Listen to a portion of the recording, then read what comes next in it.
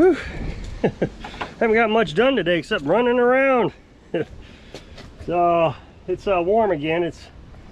I'm sure the trolls are going to just beat the heck out of me. That's windy. Put a windsock on that thing. Well, there is a windsock. I've showed it to you before. But it's a beautiful day. It got up to 73 today. I'm in a t-shirt, which is very odd for me. I can wear a t-shirt into the 80s or 90s, or a sweatshirt until the 80s or 90s sometimes.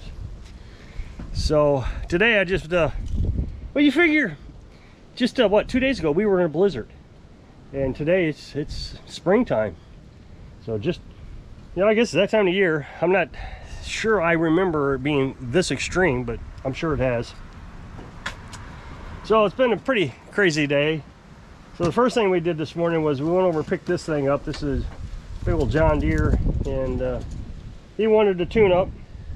And the problem was he went to start it up, wouldn't start, of course. It's been sitting all winter.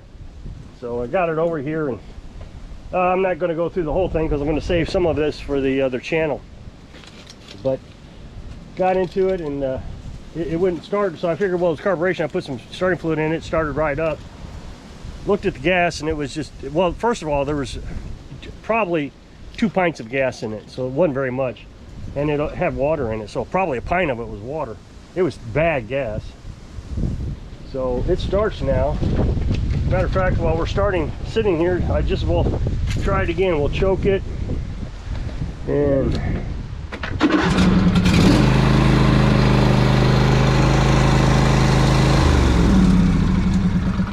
I don't think you can ask for better than that. Start, I mean, just hits it right off. He says it's always been hard to start, so who knows. So went and picked this up. Of course, it doesn't fit in a truck, so that was a pain. It's a 54-inch deck. Now I know somebody's going to say, hey, you should get a trailer. We would. We've thought about it many times. The problem is where this one was. Don't know how to explain it much better than this, but it's just trails over there by the lake. So like I told you in a previous video, you have a $2 million mansion on the lakeside, basically a gravel road. It's a one-lane road. If you got oncoming traffic, you can't get past it unless you go in somebody's driveway. And I mean, even the driveways are crazy the way they got them built. It's scary back there is my point. So if I had a trailer, I wouldn't be able to back up, wouldn't be able to turn around. There's just not enough room to take a trailer down there. And the thing that the place that this place was at, I wasn't even sure I was going to be able to get there up their driveway. It was straight up. And I've got a 2-wheel drive, and he said, just go down the road and gun it, come on up. Well, I didn't gun it, but the truck made it. But man, hey, do me a favor. I'm going to interrupt this video real quick. If you can do me a favor, I would really appreciate it. I am so close to getting monetized, getting enough watch hours to be monetized on that new channel. And I just need a few more watch hours. I don't want to tell you how many I got because the trolls are already starting to attack it. I see it. I see what they're doing. I don't think they're going to hurt me, but I'm getting close.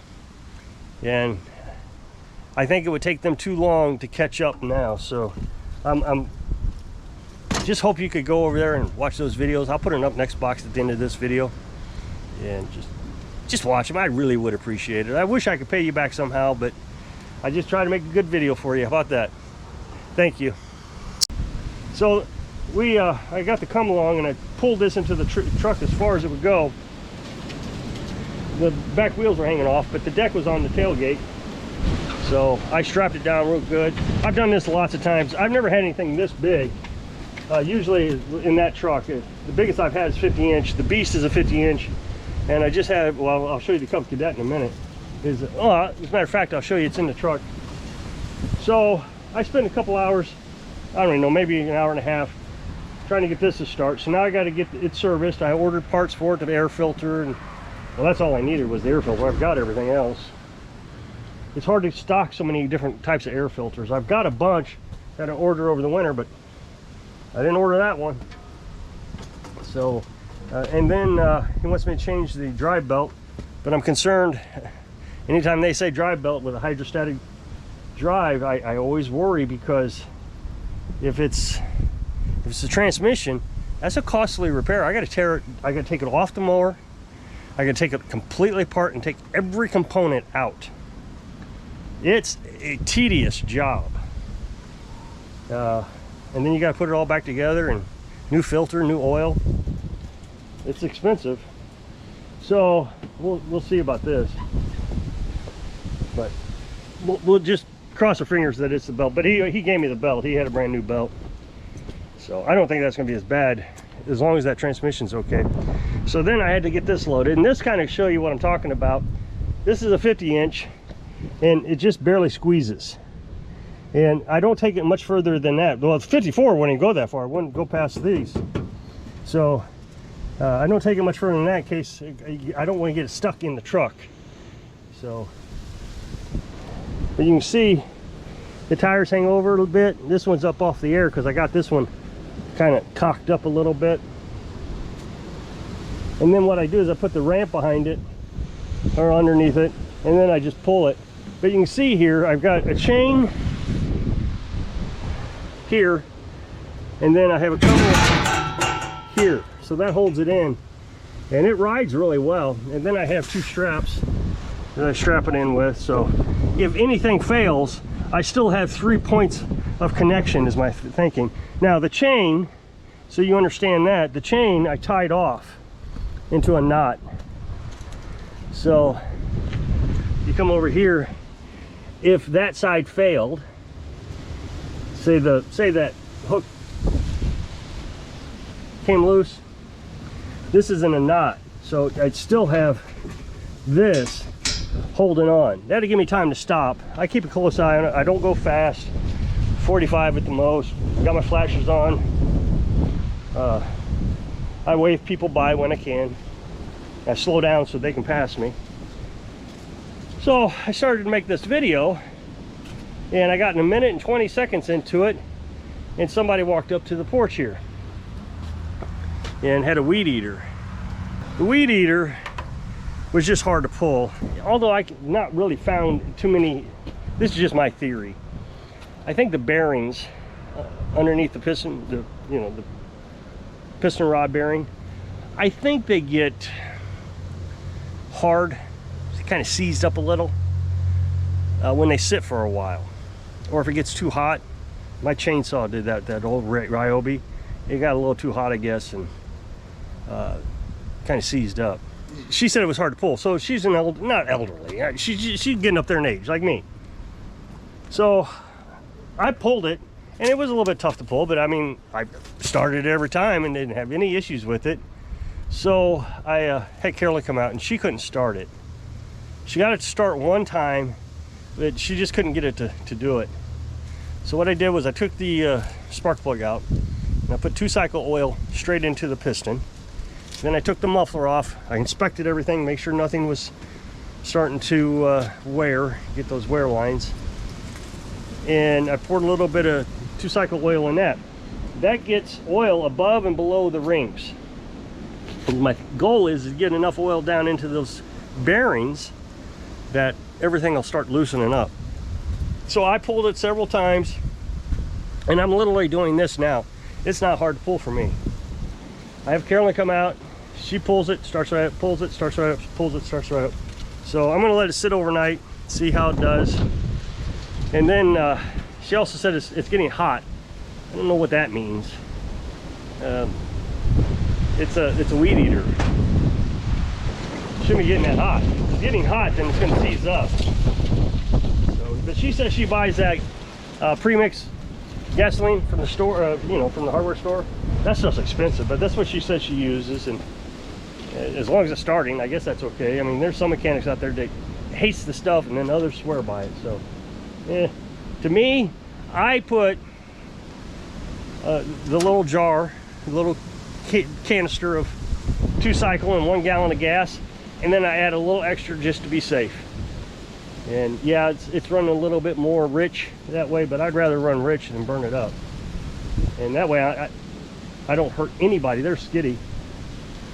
That way I don't hurt anybody's machines. No matter what machine I got, it's going to be safe, even the older ones. So things are picking up. I mean, this is just like the first week of March, and let's see, we've had, gosh, what do we have so far? We've had a Cub Cadet chainsaw, 2 chainsaws. We've had 2 chainsaws, and we've had this, and now we've got a weed whacker, all in less than a week. Let's see, I guess Monday, no, last Friday was the first. So it's been 1 week exactly, and we've had 5 machines come in. So I don't think that's bad. And the nice thing about it is people are bringing their own parts, so I don't even have to invest in parts. So everything's just labor cost. Now the Cub Cadet, I am a little worried about. I don't like the approach that I took, but we was trying to save a little bit of money, and then we'll see where it goes from there. But it started surging, so I put some seafoam in it, let it soak overnight, and the surging went away. So what we talked about it over the phone, and I said I'll replace it if you want me to, the carburetor, but we could try this and see if it works. He says yeah. He hurt his back this last winter, so he's gonna have his wife cut, and he doesn't want this thing goofing up on her. So he says, if I got any problems, I'll just give you a call, you can come get it. We'll get it fixed. So we'll see how it goes, but there's no reason just to waste money either. I mean, it's easy enough for me to go over there and get it, so I figure that's better. To keep him well aware of what's going on. Hopefully he'll remember the conversations that, hey, you know, we use seafoam. This wasn't a fix. This is a let's see if it works type of situation, and it saved him some money. I don't know if I want to tell you this story, but I will. There used to be an old mechanic, and gotta be careful. There used to be an old mechanic around here, and the guy said to me today, he says, this old mechanic, he went over there one time with this mower. And he said, the guy never touched this mower, never worked on it, never did anything. I brought it over there 3 times, he never worked on it. Which I don't understand. How do you not work on it? You take it, but you don't work on it and just give it back? I don't know. But anyway, he says, the first time I met the guy, he says, I go into the place and his wife's the secretary. And it's 9:30 in the morning, and she can't even talk. She's so wasted, she can't even talk. And he says, hey, is the mechanic here? Yeah, he'll be here in a minute, just give him a minute. Okay. So he's sitting out, I guess, in the waiting room or something. I don't know how. I don't know how the place works. And a few minutes later, the guy walks out. The mechanic walks out with his pants down to his knees. Oh well, I don't know. I've heard some good things about him by some, but then more times than not, I've heard bad things about him. So I don't know. But I was polite to him. I don't know the man. Don't know anything about him, but I waited until he retired or quit or whatever he did. I mean, I can't get a straight story about what he did, but I waited until he shut down before I started my business up. And if he'd have never shut down, I guess I would have never done this. But first of all, I didn't want to compete with him because I don't think I would have been able to compete with him. That's what my thinking was. Now I hear about him, maybe I would have been able to, but regardless. So to kind of give you a comparison, I would think the Cub Cadet was even more dirty, but you know, so here we have this John Deere, and it's filthy dirty, it's greasy and oily and messy, you can see.